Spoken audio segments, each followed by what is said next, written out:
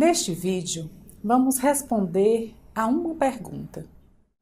O que é necessário para que seu filho desenvolva uma boa comunicação?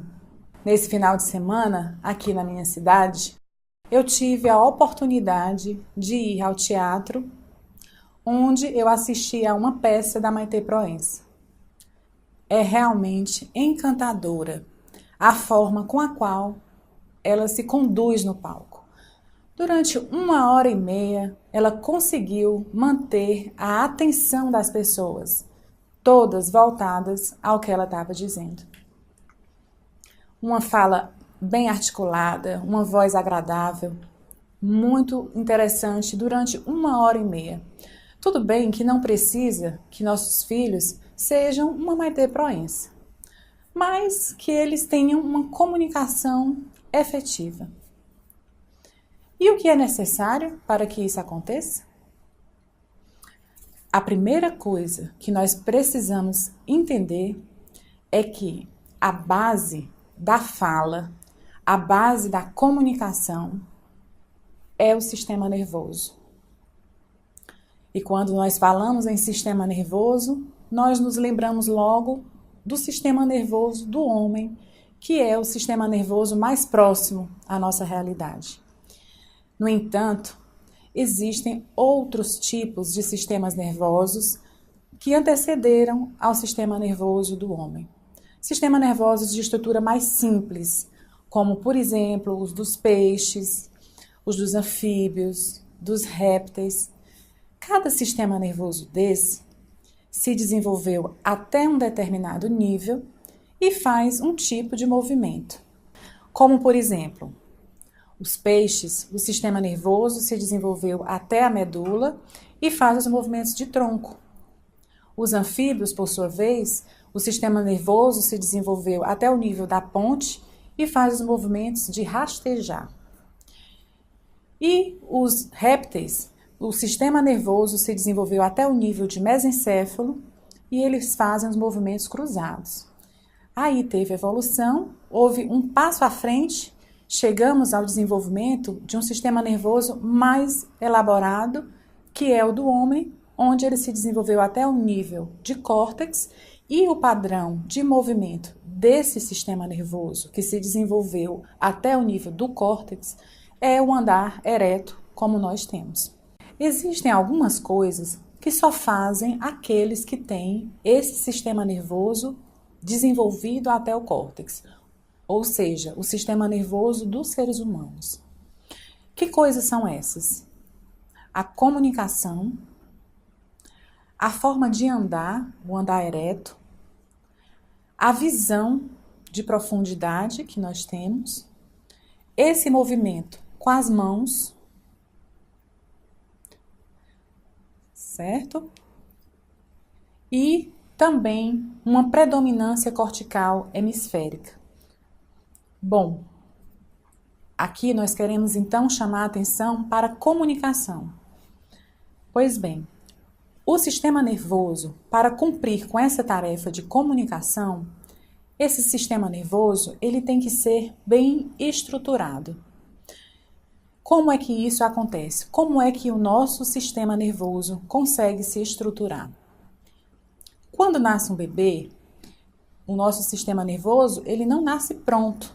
Ele nasce com uma promessa de acontecer.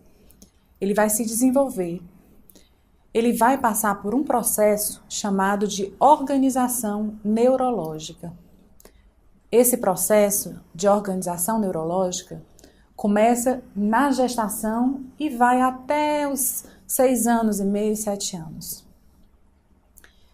Se tudo acontecer bem nesse processo de organização neurológica, a criança ela vai conseguir falar corretamente, ler corretamente e ter um bom desempenho do seu sistema nervoso. E como acontece esse processo de organização neurológica?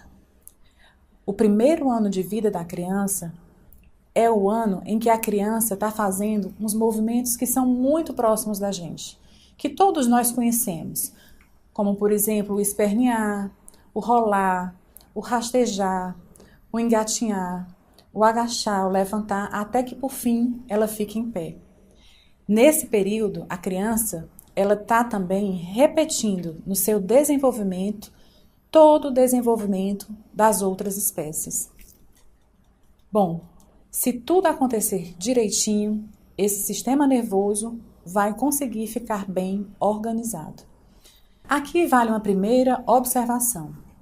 É muito importante que pais, mães, terapeutas, as pessoas que convivem com as crianças, permitam que as crianças vivenciem esse momento de uma forma plena.